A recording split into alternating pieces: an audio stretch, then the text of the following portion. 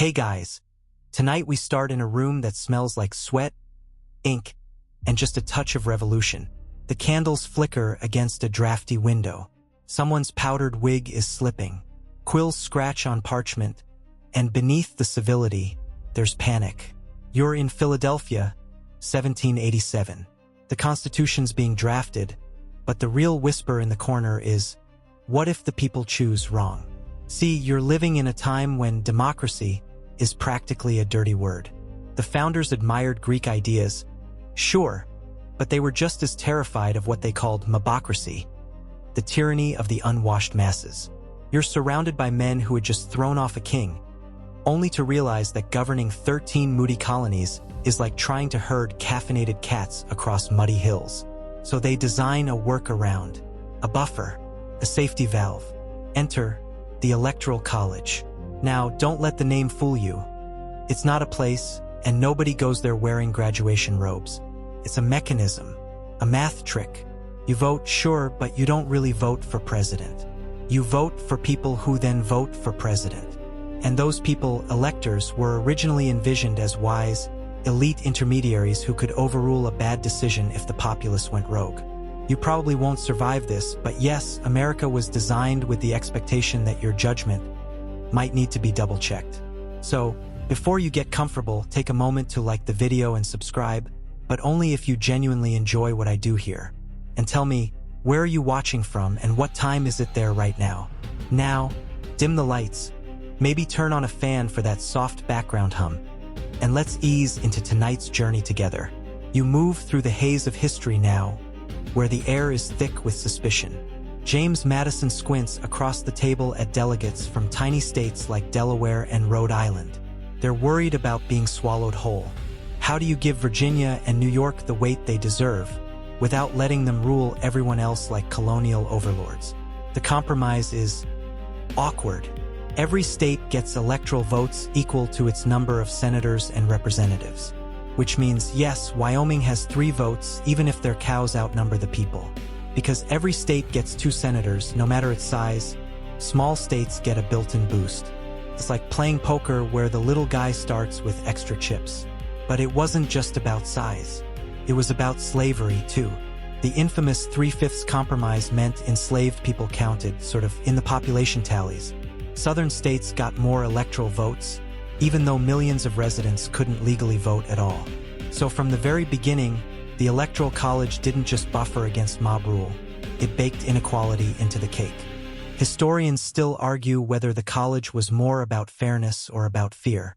Fear of the masses, fear of cities, fear of uprisings. And to be honest, you can feel a little of that fear still echoing through the system today. Here's your quirky fact. Originally, electors didn't vote for president and vice president separately. They each cast 2 votes, and whoever came in second became vice president. That's how you ended up in 1796 with a president, John Adams, from one party and a vice president, Thomas Jefferson, from another. That arrangement lasted about as long as a wet shoelace. Fast forward to the 12th Amendment in 1804, which, among other things, split the vote so people could run as a pair. By then, political parties had fully blossomed, and the founders' dream of nonpartisan philosopher kings had faded like powdered wigs in a thunderstorm. You might be wondering, why not just fix it? Scrap the whole thing and let the popular vote rule? Oh, sweet summer child. Over 700 attempts to reform or eliminate the Electoral College have been introduced in Congress. None made it through. It's a system that's harder to kill than a horror movie villain with diplomatic immunity. And still, it limps along, survives scandals, endures shifting party lines, fends off amendments and op-eds alike. But as you lean back and let that realization settle, you begin to sense the tension that never left. The same unease the founders felt still hovers over every modern election night. You light up Twitter. You scroll the counties turning red or blue. But deep down, you're not really watching the popular vote. You're watching the map. You start to notice odd things. A candidate wins the most votes nationwide and still loses. You realize that your vote counts more or less, depending on where you live. And you start to wonder if the system built to defend democracy is quietly undermining it. So here you are, reclining in the present, but already drifting into the past, tracking every echo, every quirk, every accident that somehow became tradition. And we've only just begun. You're still perched on the edge of your couch, your drink slowly getting warm, and the thought won't let go. How can someone win more votes and still lose? You're not the first to ask. This happened 5 times in US history. 5 times when the popular vote said one thing and the Electoral College said, actually, no. Each instance cracked the democratic mirror just a little more, and each time, someone tried to glue it back together with tradition, legalese, or raw denial. You probably know the big ones. In 2000, George W. Bush lost the popular vote to Al Gore by about 500,000 votes. But after a chaotic, controversial recount in Florida and a Supreme Court ruling that stopped the process cold, Bush squeaked through with 271 electoral votes. That election ended not with a bang, but with a whisper from 9 justices. Then came 2016, when Donald Trump lost to Hillary Clinton by nearly 3 million votes, the largest such margin in American history. And yet, thanks to razor-thin wins in Wisconsin, Pennsylvania, and Michigan, he walked away with 304 electoral votes. You watched it unfold like a slow-motion car crash, knowing that the math was legal, but feeling like something essential had gone off-kilter. But let's rewind even further, because this particular magic trick isn't new. In 1824, Andrew Jackson got the most popular votes and the most electoral votes, but not enough to win outright. The House of Representatives stepped in per constitutional protocol and handed the presidency to John Quincy Adams. Jackson's supporters called it a corrupt bargain. For years later, Jackson ran again, this time with a campaign fueled by rage and vindication. He won in a landslide. Historians still argue whether that 1824 loss was a glitch in the system or its darkest feature working exactly as intended. Jump to 1876 and things get stranger. Samuel Tilden wins the popular vote handily and seems poised to become president. But 20 electoral votes are disputed in the South. A backroom deal is struck. In exchange for pulling federal troops out of the former Confederate states, effectively ending Reconstruction, Republican Rutherford B. Hayes gets the presidency. You don't need a time machine to feel the consequences of that decision. The compromise may have bought national peace, but it came at the expense of millions of Black Americans, left exposed to a century of disenfranchisement and violence. All because the Electoral College couldn't resolve a mess of its own making. In 1888, it was Benjamin Harrison beating Grover Cleveland, not with the people's vote, but with the right combination of state victories. Cleveland actually made a comeback 4 years later and won again, proving that American politics has always been more like musical chairs than a straight line. Each of these elections leaves a bruise. The wound often heals eventually, but not without scars. And those scars accumulate, like the scratchy layers of paint on an old campaign sign. But maybe what hits hardest is what you don't see.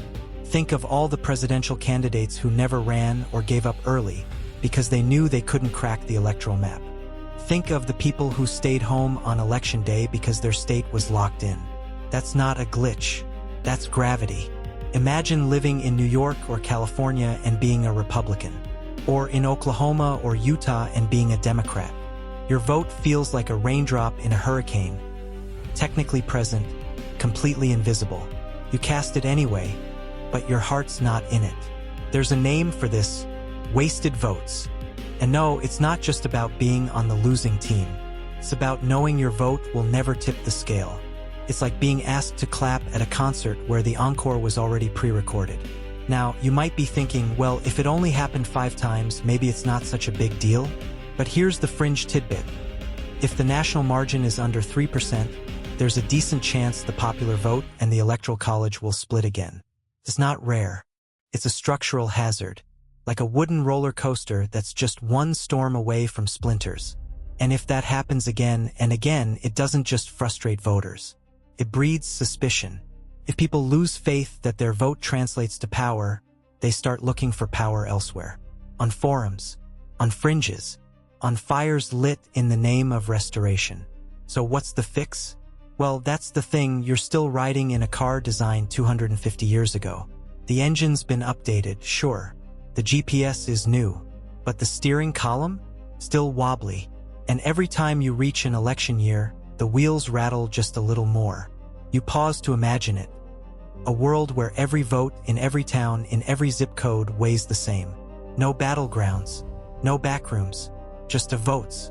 But you've also heard the counterpoint, that small states would get trampled, that rural voters would be silenced, that campaigns would camp out in LA, Chicago, and New York, ignoring everyone else. It's an argument made often with conviction, but it raises another question. Are we protecting small voices, or just distorting them? You glance again at those 5 elections. The people chose one leader, the system installed another, and each time it whispered, maybe your voice isn't the one that matters. You settle into your chair, a little quieter now. You've seen the past. You've felt the friction. You're starting to ask the question no system ever wants to answer. What happens when the rules are legal but no longer fair? You pull up a mental map of the United States now, but it's not divided by rivers or time zones. It's shaded in political urgency. There's Florida, glowing like a siren. Pennsylvania, pulsing red and blue like a glitchy light. Then Ohio, then Wisconsin, then Arizona, and then nothing. Blank space. Vast gray land where your vote might as well be a whisper in a canyon. Welcome to the age of the swing state, where 10 states decide the fate of 330 million people, and the rest of you are background noise. You might live in Oregon, vote every 4 years, feel civic pride, and still know deep down that your ballot won't change the scoreboard. Meanwhile, a retiree in Florida gets a dozen mailers a week, a knock at the door, a personal plea from a presidential hopeful, and probably a cookie. Historians still argue whether this narrow battlefield strategy is a logical use of campaign resources or a systemic failure to represent all Americans equally. But either way, the result is the same. An increasingly divided country where only the undecided in very specific zip codes wield true electoral power. Let's take 2020, for example.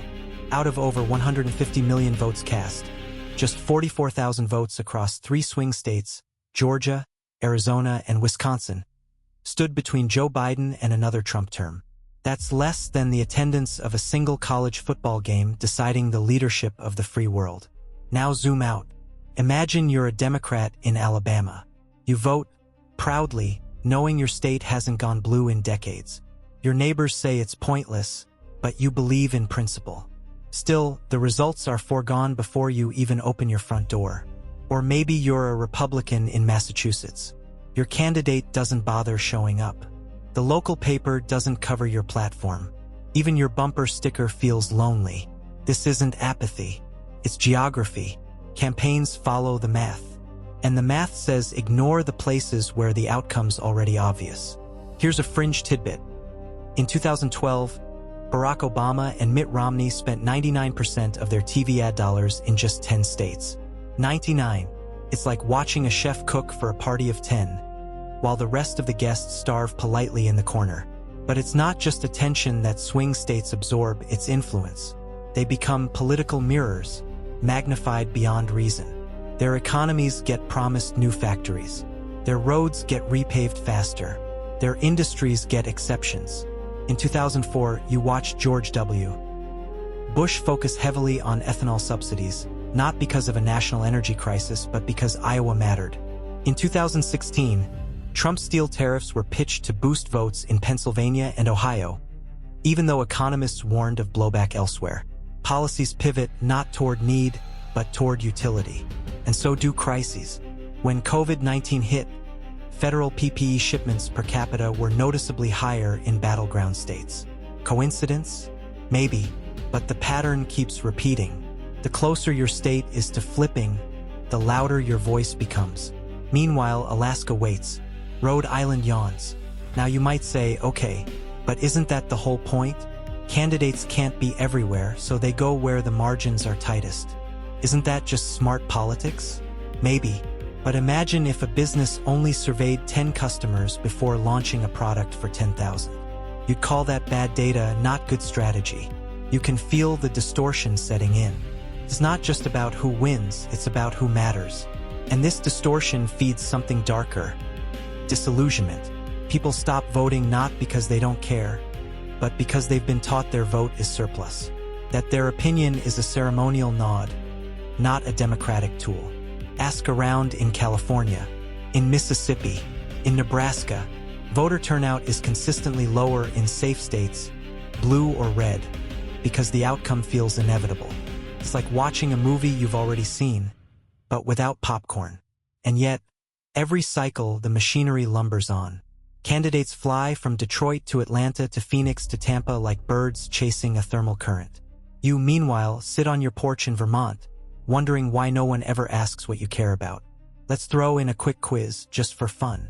How many states did Donald Trump visit in the final week of the 2020 campaign? Answer: 10. How many of them were states he knew he would win or lose by double digits? Answer: 0. Now ask yourself, does that sound like a national election or a regional competition with federal consequences? And remember, swing status isn't fixed. It shifts like sand. Virginia used to be red. Colorado flipped. Georgia stunned everyone in 2020. So the game board changes, but the game stays the same. Focus on a few. Forget the rest. Win the map. The irony? Every 4 years, millions of Americans rally under the slogan, "Every vote counts." And yet, deep in your gut, you already know the truth. Some count more, some count less, and some barely register at all. You close your eyes, letting that settle in. It's not the existence of swing states that offends you. It's their monopoly on attention. Their ability to hijack national policy, command billions in ad dollars, and define elections while pretending to be just like everyone else. They are not villains. They are symptoms of a system that forgot the rest of the country exists. And you're still here, still waiting for someone to knock on your door, to ask your opinion, to promise you something. But the door stays closed, the mailbox stays empty, and the next campaign season arrives like the last. With you watching, but not being watched, you grab a napkin, not to wipe your mouth. There's nothing satisfying to eat here, but to do a little math. The kind of math that makes your eye twitch. Take California. Population, around 39 million. Electoral votes, 54. Now take Wyoming. Population, about 580,000. Electoral votes, 3. So you do the division. Each Wyoming elector represents roughly 193,000 people. Each California elector, nearly 723,000. That means a single voter in Wyoming has almost 4 times the influence in the Electoral College as one in California. You want to laugh or cry or maybe both. So you just write "math is mean" in the corner of your napkin. The system wasn't designed for fairness. It was designed for balance. But somewhere between muskets and microwave dinners, that balance got skewed.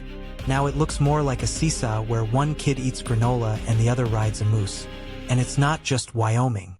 Vermont, North Dakota, Alaska, all these states are overrepresented not maliciously but structurally. The Constitution guarantees every state 2 senators, and electoral votes are calculated by adding those 2 to each state's number of representatives. The House is based on population, but the Senate, that's equal across the board. So small states get a bonus, a kind of electoral frosting. And the larger states, they get to pretend their ballots weigh the same. Historians still argue whether this federalist tilt was meant as a temporary bridge or a permanent foundation. But the result is hard to ignore. The Senate already skews power toward less populous states. The Electoral College just double dips. Here's your quirky tidbit. If cows could vote in Wyoming, their representation per cow would still outpace most humans in Los Angeles.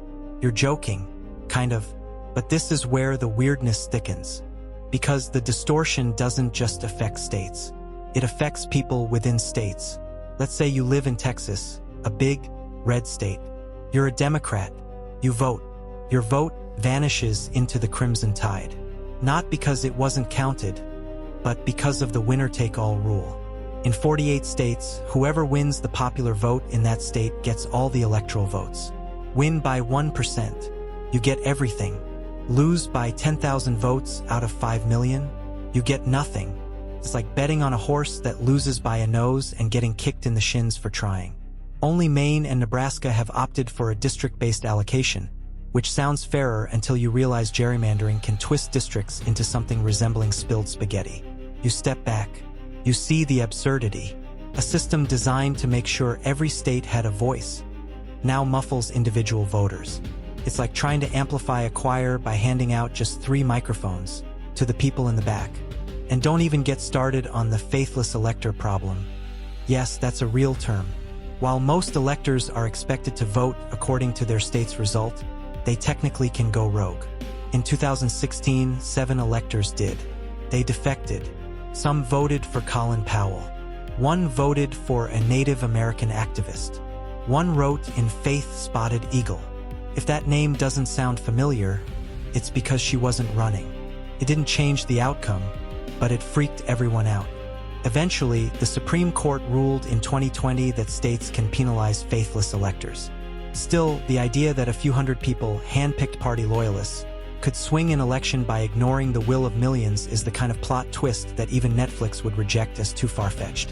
And yet, here you are, doing math on napkins, watching your vote shrink or swell depending on your zip code, wondering how many more presidential elections will pass before the rest of the country catches on.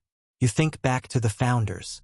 They didn't have Google, or airplanes, or TikTok. They couldn't fathom a nation of 330 million people. They couldn't even imagine women voting, much less that the most populous state would one day legalize marijuana and ban plastic straws in the same breath. They built a system for a country that no longer exists. And yet, that system persists, stubborn and ceremonial, like your great-uncle's rotary phone that still works, sort of if you blow into it. Meanwhile, your vote? It either bellows or whispers, depending on your geography. You ask yourself, is equal representation even possible? Or is that just something we chant to feel better? Let's flip the thought experiment. What if every vote really did count equally? A national popular vote. No bonus points for state borders. No faithless electors. No electoral gymnastics. Just who got more votes? Simple, transparent, elegant, but also terrifying to some, because that would shift power, dismantle strategy, force campaigns to speak to everyone, not just the handful perched precariously on the electoral fault line. Suddenly, your vote in New Mexico matters just as much as one in Ohio. Suddenly, you get to be part of the decision, not just the ceremony. You breathe that in for a moment. Feels good, doesn't it? But as you exhale, the reality sets in. We're not there yet. We're still living in the age of the napkin map. Still stuck in a loop where math meets politics meets inertia. And until something changes, you'll keep watching elections where the margins aren't in votes, but in value. Because in the Electoral College, not all votes are created equal. Some are louder, some are lonelier, and some get lost in the math. You're back in that smoke-swirled room again. Philadelphia, 1787. But this time you're not watching the debate. You're watching the system being sewn shut. The Electoral College isn't just born here. It's locked in. And as the decades pass, you watch its structure become something more than law. It becomes lore. A relic so embedded in the national psyche that even its sharpest critics hesitate to remove it. Like an old tree whose roots have wrapped around the water pipes. You see the cracks early on. You already know about 1824, 1876, 1888, the elections that break the math. You've seen the peoples will lose to the map. And yet, every time someone suggests a fix, something strange happens. The fix fizzles. Over 700 proposals to reform or abolish the Electoral College have been introduced in Congress. 700. None have succeeded. It's like watching someone try to change the rules of Monopoly mid-game, while someone else holds Boardwalk and a stack of hotels. The system has survival instincts. Sharp ones. Start with the constitutional amendment process. It's not designed for speed, or ease, or frankly, hope. You need 2/3 of both houses of Congress, and then 3/4 of all states to ratify. That means 38 states have to agree. And with the Electoral College, why would the small ones ever sign off on their own power downgrade? It's like asking a group of roommates to vote on who has to do the dishes. Spoiler: the one who never washes anything? they'll vote no. So the status quo survives not because it works, but because it protects. Historians still argue whether this persistence is a testament to institutional wisdom or just stubborn political gravity. But the result is the same. The system stays, even in the face of outrage. In 1969, after George Wallace's third-party run nearly deadlocked the election, there was momentum. A proposed amendment passed the House with a whopping 338 to 70 vote. Even Nixon, the reigning Republican president, supported it. But in the Senate, Southern lawmakers filibustered. Why? Because states like Mississippi and Alabama would lose their inflated clout. The bill died. The college lived. That's not a one-off.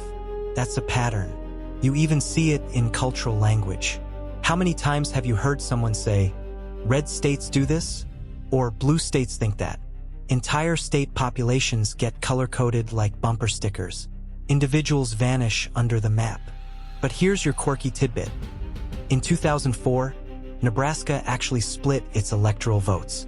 George W. Bush won the state, but one district went blue for Barack Obama.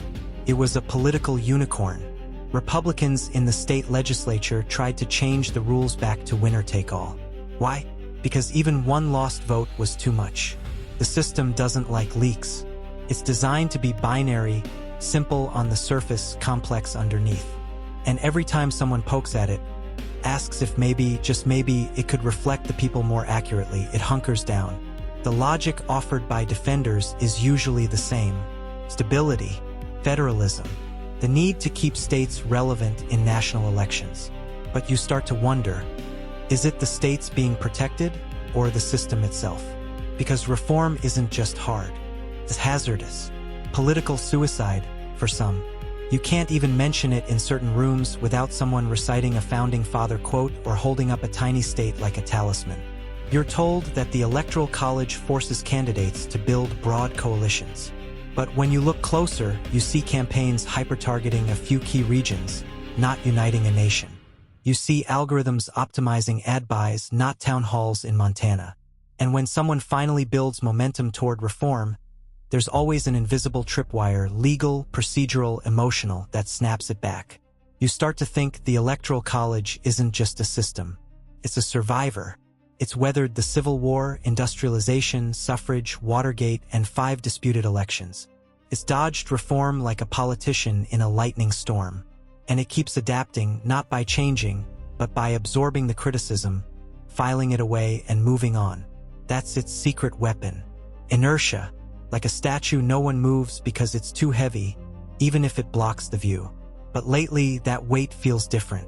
People are pushing harder, asking louder. The debates are no longer academic. They're personal. You hear it in the voices of young voters who feel like numbers. In the dry laughter of your neighbor who hasn't seen a campaign ad in a decade. In the quiet resignation of your friend who voted third party, only to be blamed for the outcome. And so the question circles back. Why does the system survive? Because it was built to, not to represent every person equally, but to keep balance among states, among power blocks, among fears that big cities would rule the country like imperial capitals. But the world has changed. People move. Information travels. Issues don't stop at state lines. A factory closing in Michigan ripples into Arizona. A school shooting in Texas floods the phones in Oregon. And yet, every 4 years we revert. Back to the map. Back to the game. Red, blue, and gray. You sigh because you already know what's coming. Another election. Another cycle of states being courted, others ignored. Another night of pundits standing beside touchscreen maps, pointing at counties like they hold the secrets of the universe. You've watched it before. You'll watch it again. Because the system is not just alive, it's immune. You trace your finger across a different kind of map now, not one of states but of signatures, of promises, of a quiet revolution hiding in plain sight. It's called the National Popular Vote Interstate Compact, and at first glance it sounds like a tongue twister designed by a law student running on no sleep and bad coffee. But the idea behind it, surprisingly simple. Instead of amending the Constitution, good luck with that, states can make a deal. If enough of them agree, They'll all pledge their electoral votes to whoever wins the national popular vote, no matter what their own state's voters said. That's right, California could go Republican, but if the Democrat wins the national tally, California's electors would still go blue. It's a compact, a coordinated agreement that only kicks in once states holding at least 270 electoral votes have signed on. You blink. Wait, that's clever. Because it doesn't technically abolish the Electoral College, it just neutralizes it. If enough states agree, it becomes irrelevant. The winner of the popular vote would always win the presidency. Game over. Board flipped. Pieces scattered. As of now, the compact has been adopted by 17 states plus Washington, D.C., totaling 209 electoral votes. That's 77% of the way there. The finish line is visible, if still a few hills away. But not everyone's cheering. Historians still argue whether the compact is a legal stroke of genius or an unconstitutional end run around Article 2. Critics point to the compact clause in the Constitution, which says states can't enter into agreements that affect federal powers without Congress's blessing. And what's more federal than the presidency? Supporters counter that states already have full control over how they assign electors, some by statewide vote, some by district. The Constitution doesn't require winner-take-all or loyalty to state results. So why not coordinate? And that's where it gets juicy. Because this isn't just a legal battle, it's a philosophical one. Do states exist to amplify their local voices, or to serve the nation's collective will? You watch this play out like a chess match wrapped in red tape. On one side, a growing coalition of blue-leaning states, tired of winning votes but losing elections. On the other, red-leaning strongholds, wary of being swamped by cities and coastlines. And in the middle, a handful of swing states that like their power just the way it is, thank you very much. But this isn't just theoretical anymore. In 2020, had the compact been active, it wouldn't have changed the outcome. Biden won both the popular and electoral vote. But if Trump had flipped just 44,000 votes in 3 states, the college could have handed him victory, despite trailing by over 7 million in the national tally. Think about that. You could win by millions and still walk away empty-handed. So the compact grows inch by inch. Oregon signs on, then Colorado, New Mexico. It's like watching dominoes fall in slow motion, each one requiring a full legislative vote, a signature, and, often, a fierce public debate. Here's your fringe tidbit. Nevada passed the compact in 2019, but the governor vetoed it, citing concerns about abandoning small state influence. One person, one signature, one flick of the pen. That's how fragile reform can be. You begin to realize that this isn't just a tug-of-war between left and right. It's between federalism and populism, old-world structure and modern expectation. You hear opponents say the compact would lead to urban domination, to candidates only visiting New York and LA. But studies show that a national popular vote would actually expand campaign maps. Why? Because every vote would count. Suddenly, a Republican in Illinois or a Democrat in Alabama isn't a wasted effort. They're part of the scoreboard. Campaigns would have to go everywhere. Speak to everyone. Imagine that. But let's not get too dreamy. There are potholes here. The compact might trigger legal challenges the moment it activates. Some argue it violates the Equal Protection Clause, since voters in compact states are effectively overridden by the national majority. Others claim it defies the Electoral Count Act, or even violates states' rights. And the Supreme Court? Well, let's just say they'd have opinions. But here's the quiet brilliance of the compact. It doesn't need to win in court right away. It just needs to exist. To raise the question, to keep the conversation alive, even when formal amendments stall in committee graveyards. It's a pressure valve, a beacon, a message that millions of Americans are done waiting for fairness to arrive via parchment and powdered wigs. You lean back, connecting the dots. In one corner, a constitutional amendment that requires supermajorities across a divided nation. In the other, a legal handshake between like-minded states, marching slowly toward 270. One is the official road, the other is the back alley, but both lead to the same door, a future where the popular vote matters. You breathe in that possibility, just for a moment, A world where the winner of the most votes always becomes president. No exceptions. No electoral math. Just democracy straight up. It sounds obvious, and yet radical. Because in America, doing the obvious often takes a revolution. You find yourself tinkering with ballots now. Figuratively, of course. Flipping them around like puzzle pieces. What if voting wasn't just a yes or no, red or blue kind of deal? What if you could say, I like this candidate best, but I'd be okay with this one too. Welcome to ranked choice voting, or as your overly enthusiastic civics teacher might call it, democracy with options. In a ranked choice system, you don't just pick one candidate. You rank them first choice, second choice, third, and so on. If no one gets a majority of first choice votes, the lowest ranking candidate is eliminated, and their votes are redistributed based on second preferences.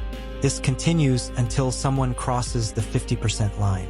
It sounds complicated, sure, but so does the Electoral College, and we've somehow let that ride for 200+ years without a user manual. You want a practical example? Okay. In Maine, they've used ranked choice voting since 2018. In their 2020 Senate race, a candidate won without needing to be the most polarizing person in the room. You start to wonder, could this be the key to breaking the two-party stranglehold? Historians still argue whether RCV dilutes political identity or enriches it, but the data keeps piling up. It encourages more moderate candidates, reduces negative campaigning, and opens the door for third parties without fear of being spoilers.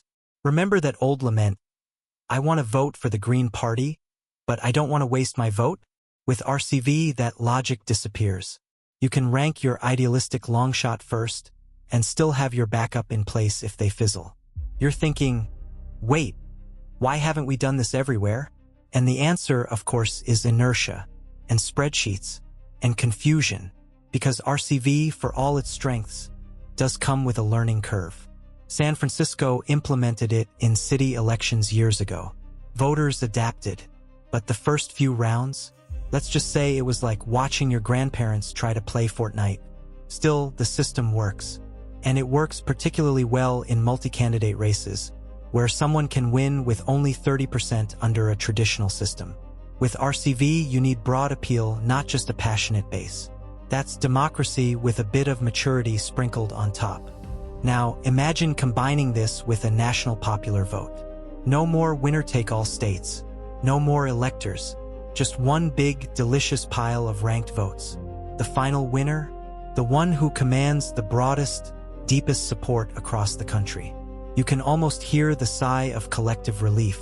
But not everyone's on board. RCV critics say the system is too complicated, that it discourages turnout, that it's confusing for voters with lower literacy or non-English backgrounds. Others argue that the redistribution process can produce counterintuitive results, like someone winning even though they weren't the most popular first choice. Here's your fringe tidbit.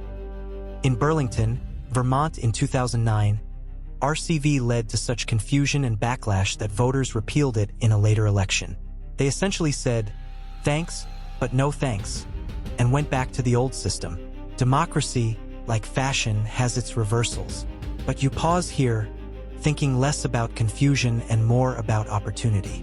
Because RCV isn't just a new voting method, it's a gateway. It unlocks third parties, invites political nuance, and encourages people to run without fear of splitting the vote. Think about Ross Perot in 1992. He got 19% of the popular vote. That's massive. But he didn't receive a single electoral vote. None. Zero. As if 19% of the country just didn't exist. With RCV, Perot might not have won, but his support could have shifted the final outcome in a way that actually reflected voters' complex preferences. Instead of being punished for participation, third-party voters would be empowered. And maybe, just maybe, more people would show up. Because right now, our system trains people not to dream. It says, pick one of the two major candidates, or risk helping the one you hate. That's not a choice. That's hostage negotiation. RCV reintroduces choice. It gives voters room to be honest instead of strategic. You get to vote with your heart and your head. But if we're honest, this isn't just about math or mechanics, it's about culture. Americans have been raised on political binaries. left or right, red or blue, Coke or Pepsi.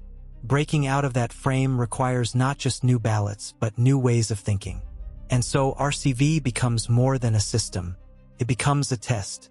Can Americans handle nuance? Can they learn to vote for what they want, not just what they fear less? You look around. You see the cracks in the duopoly, the rise of independence, the weariness in voters who feel trapped between extremes. You sense that the country is ready, but the system isn't. Still, some states are trying. Alaska adopted RCV in 2020 and used it in 2022, electing a moderate candidate in a tight race. More cities are adding it, and slowly the dominoes begin to wobble. You imagine a future where a presidential ballot offers 5 candidates, not 2, where voters aren't punished for dreaming, where the outcome reflects consensus, not just competition. It's not just about replacing the Electoral College. It's about redefining choice itself.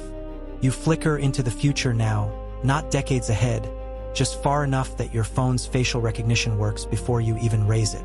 The world around you hums with data. Drones deliver coffee.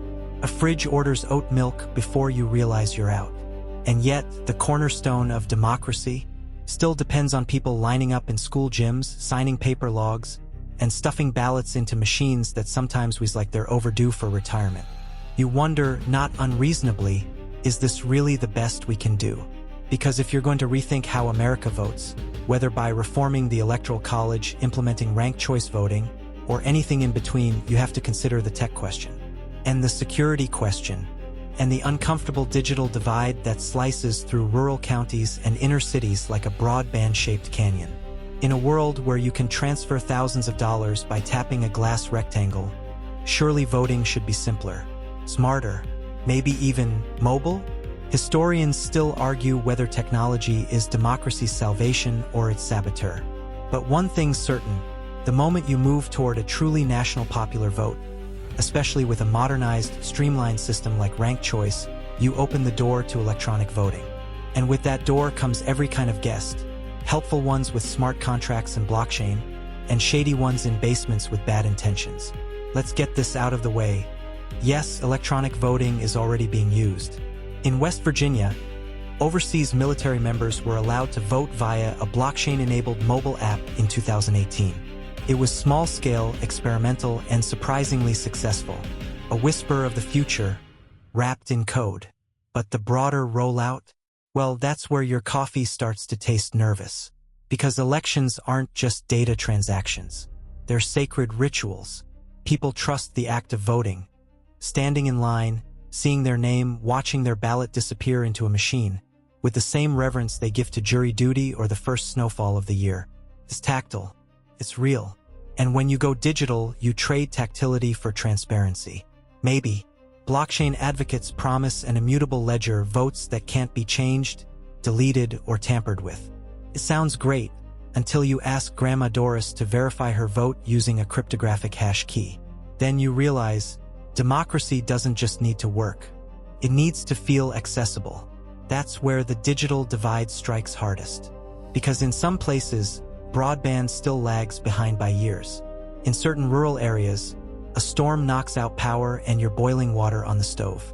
You can't run a national e-voting system when parts of your country can barely stream YouTube at 720p. And yet, clinging to the analog world has its costs too.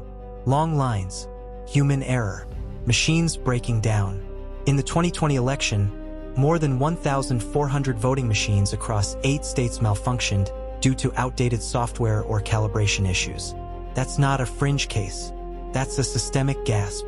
You find yourself caught in the tension, high-tech risks versus low-tech dysfunction. And then there's cybersecurity. A centralized national voting system sounds clean, efficient, and like a giant glowing target. For hackers, for foreign interference, for internal sabotage. One of the underappreciated strengths of the Electoral College, defenders argue, is its decentralization. Each state runs its own election. There's no single point of failure, no master switch to flip. In a national popular vote system, where all ballots are funneled into one master tally, suddenly the stakes of a breach rise dramatically. A single bad actor could sow chaos or worse, doubt. Doubt is the true virus. Once it's in the bloodstream of democracy, even a clean election starts to feel contaminated. And yet, there are countermeasures. Experts point to end-to-end verifiable systems, biometric authentication, and voter-verifiable paper audit trails. Estonia, of all places, has had online voting since 2005. With multi-factor authentication and government-issued ID cards, they've held elections without major scandals. Granted, Estonia has a population the size of Dallas, but still proof of concept. Here's your fringe tidbit. In 2020, a team of ethical hackers tested a voting app called Votes and found vulnerabilities that could allow votes to be altered undetected. Votes denied the claim. The argument went on for months. The end result? Confidence shattered, even if nothing was actually breached. So you pause. You breathe. It's not about whether to adopt new tech. It's about how you do it and who gets left behind if you move too fast. And yet, this isn't just about software or servers. It's about access. A national popular vote, by definition, requires every voice to have equal weight. But how do you guarantee that if some communities can't access the ballot without a car ride, a babysitter, or a half-day off work? Technology can level the field. Imagine casting your vote securely from your phone during your lunch break. Imagine real-time results, verifiable records, and immediate flagging of inconsistencies. But until every community has equitable access to infrastructure, tech solutions risk amplifying disparities instead of fixing them. You look around. The future is coming whether we like it or not. The question is, are we building a system that protects everyone, or just the people with fiber optic cables and touchscreen comfort zones? Reforming the Electoral College without embracing tech is like installing a state-of-the-art sound system in a car that still runs on coal. Reform and modernization go hand in hand. One without the other is incomplete. And so, you face another hard truth. To make the vote fairer, more accurate, and more representative, you may have to rebuild trust from scratch. You'll have to convince millions that new systems work, that they're safe, and that their vote, whether cast on paper, screen, or slate, will be counted. Because technology is a tool, but trust is the battery that makes it run. You're walking through a version of America that doesn't quite exist yet, but it could, if just a few things shifted, if a few laws passed, if a few minds changed. In this imagined world, the Electoral College has been replaced by a national popular vote. Every ballot counts equally, no matter where it's cast. The idea sounds almost radical in its simplicity. But what would that look like? Really? Well, first, your vote would finally feel like it mattered, no matter your zip code. If you're a Democrat in Oklahoma or a Republican in Massachusetts, you're no longer invisible. Your candidate doesn't need to win your state to benefit from your support. Your voice becomes part of a collective chorus instead of a lonely whisper in a storm. Campaigns would change overnight. Gone are the days of map-based strategies that orbit endlessly around Pennsylvania, Wisconsin, Arizona, and Georgia. Now, candidates would need national appeal, not just the right math on the board. They'd speak to farmers in Kansas and artists in Brooklyn, coal miners in West Virginia and nurses in Oregon. You imagine political ads tailored for everyone, not just a handful of undecided suburban moms in Michigan. Candidate town halls popping up in cities that haven't seen a presidential hopeful in decades. A rally in Idaho? A stump speech in Vermont? Suddenly possible. The whole country becomes the battleground. And that changes everything. Historians still argue whether this shift would truly expand representation or just dilute focus and waste resources. But one thing's certain. In this new world, your geography no longer dictates your relevance. And the tone of campaigns, that starts to shift too. Right now, the Electoral College incentivizes candidates to play dirty in a few places, rather than stay civil in all. Swing states become pressure cookers for negativity, misinformation, and micro-targeted fear. But in a national popular vote where you need support everywhere, the calculus changes. You can't afford to alienate entire swaths of the population with cheap attacks. You start appealing to broader values, common hopes, shared anxieties, the universal stuff that makes us more neighbor than opponent. You feel it. A nudge toward unity, however fragile. Now let's talk about turnout. In this world, voters in safe states finally have a reason to show up. No more sitting out because the result is a foregone conclusion. Every vote adds to the pile. Suddenly, the logic flips. My state doesn't matter becomes my vote always does. That's a shift that stirs people out of apathy and back into belief. Now add ranked choice voting to the mix. You don't just vote for the lesser evil. You vote for who you actually want without guilt or fear. That Green Party candidate who speaks to your heart? Go ahead, rank them first. You've got a second and third choice too. And your preferences still count even if your top pick doesn't win. Here's your quirky tidbit. In this world, someone like Andrew Yang could plausibly finish second or even win without being dismissed as a spoiler. Imagine how many new voices we might hear if voters didn't have to play electoral chess every time they entered the booth. You start picturing debates with 5 podiums, not 2. You see policies that cross ideological lines not because of triangulation, but because the voting public is finally allowed to be nuanced. A candidate could be fiscally conservative and socially progressive and actually have a shot. And third parties, they'd have room to breathe. Right now, they're suffocating under a system that punishes visibility. The moment a third-party candidate rises above 5%, the alarm bells start ringing. They'll split the vote. They'll spoil the race.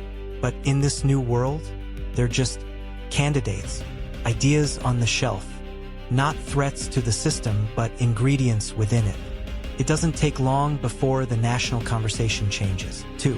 You start seeing real discussion on climate change, healthcare, education, not just culture war soundbites designed to sway a handful of persuadable voters in Ohio. Policy starts to reflect the true center of public opinion, not just the extremes. Turns out, most Americans agree on a lot more than cable news would have you believe. Of course, this reimagined democracy isn't a utopia. New challenges emerge. The cost of campaigning nationwide skyrockets. Candidates will need to navigate media markets across all 50 states, and that favors the well-funded, at least at first. Voter fatigue is real, and the digital battleground becomes even more intense as campaigns compete for your scroll, your swipe, your precious seconds of attention. But you know what else happens? The electoral hostage-taking ends. No more begging a few electors to vote their conscience. No more praying the system holds after each close election. No more pretending that 270 is a sacred number rather than a strategic accident of constitutional math. And for the first time, the winner of the presidency can look into the camera and say, "I earned more votes than anyone else." Full stop. No asterisks. No footnotes. No shrugging behind a quirk of history. You feel the simplicity of that wash over you like a warm breeze. Still, change this big comes slowly. Reformers will push. Opponents will resist. Lawsuits will fly. Some states will cling to the old ways like barnacles on a leaky ship. But if you squint, you can see the horizon. A country where the vote you cast in Alaska counts just as much as one in Florida. A democracy where politicians actually have to earn support, not just cherry pick it. That's not just change. That's recalibration. And maybe, just maybe, that's how democracy gets its groove back. You come full circle now, back to the beating heart of the question, the one pulsing beneath all the maps, the math, the machinery. It's not just about states or strategy. It's about power, and who should hold it. You're sitting again in that overheated room in 1787, watching the founders wrestle with the ghosts of monarchy and the fears of mob rule. They don't know how many people will live here someday, or that planes and phones and federal highways will shrink the country down to the size of a screen. What they know is this: they are building something fragile, and they are terrified it will break. So they hedge their bets. They don't trust pure democracy, not entirely. They install the Electoral College like a circuit breaker, a tool to keep the system from shorting out when passions run too high. But it's more than that. It's a compromise, a gesture to small states, to slave states, to the myth that all the colonies are equal even when they obviously aren't. Historians still argue whether the Electoral College was a brilliant act of political engineering or a patchwork of fear-based bargaining. But either way, it stuck. And now, you're the one holding the inheritance. You don't wear a powdered wig. You probably vote with a latte in hand. But you still live in a country where the most powerful office in the world can be won by a person who didn't get the most votes. And so you ask again, who should power really belong to? Because you've seen what happens when that question goes unanswered. You've seen elections where turnout nosedives in safe states. You've seen swing states held hostage by campaign promises designed more for winning maps than solving problems. You've seen how every close election tests the system, not just legally but spiritually, like a fabric pulled one thread too tight. And through it all, the Electoral College has remained, not because it's perfect, but because it's hard to kill. Because to change it means convincing 38 states to give up a power bonus they didn't ask for, but now benefit from. So the debate becomes something else. Not just should we abolish it, but what kind of democracy do we want? Do we want one where everyone's vote counts equally, or one where geography shapes justice? Do we believe in national unity, or in a union of unequal voices? You shift in your seat. You don't want slogans. You want clarity. You want to know if preserving the Electoral College protects rural America, or just gives a louder megaphone to fewer people. You want to know if abolishing it would really silence the heartland, or finally let every voice sing at the same volume. You want to know why we're still balancing democracy on a system designed before electric light. And you're not alone. Poll after poll shows that a majority of Americans support a national popular vote. The appetite is there. The pressure is mounting. The question is no longer if change will come, but how soon. But don't expect a switch to flip. The system wasn't built for speed. It was built to endure, to slow things down, sometimes for good reasons, sometimes not. So while reform inches forward, from ranked choice voting in Alaska to the steady march of the National Popular Vote Interstate Compact, the Electoral College continues its long, lumbering walk through history. Still there, still powerful, still weird. You sit with that discomfort. You understand now that democracy isn't something handed to you. It's something you shape through friction, through frustration, through questions that don't have easy answers. And you think maybe that's the point. Maybe democracy isn't about perfect systems, but about the courage to keep asking better questions. Like, who do we want to be? What are we willing to change? And what happens next? Because America isn't finished. It's still writing itself one vote at a time. So now, as the storm of ideas begins to settle, you find yourself sitting in a softer quiet. The kind of quiet where thoughts are still awake, but no longer pacing. The maps fade, the numbers rest, and all that's left is you, in a country that's both beautifully complicated and frustratingly unfinished. The Electoral College may endure a little longer, or not, but the truth is it was never meant to be the final word. Just a chapter, one way to manage power, one way to guide a growing country through the dark. But now the lights are brighter, the people louder, the distance is shorter, and maybe, just maybe, the system should reflect that. If you're feeling a little overwhelmed, that's okay. You've walked through more than 200 years of political friction, and your brain deserves a break. Let your questions settle like dust in an empty courtroom. No rush, no urgency, just space. Close your eyes if you haven't already. Let your shoulders sink. Let your breath slow. Because whatever the future of America's elections holds, one thing is certain. You're part of it. Your questions, your doubts, your hopes, they matter. And tomorrow, you'll still be here, still thinking, still watching, still wondering how we can make things better. But for now, just breathe. The story isn't over. It's just resting.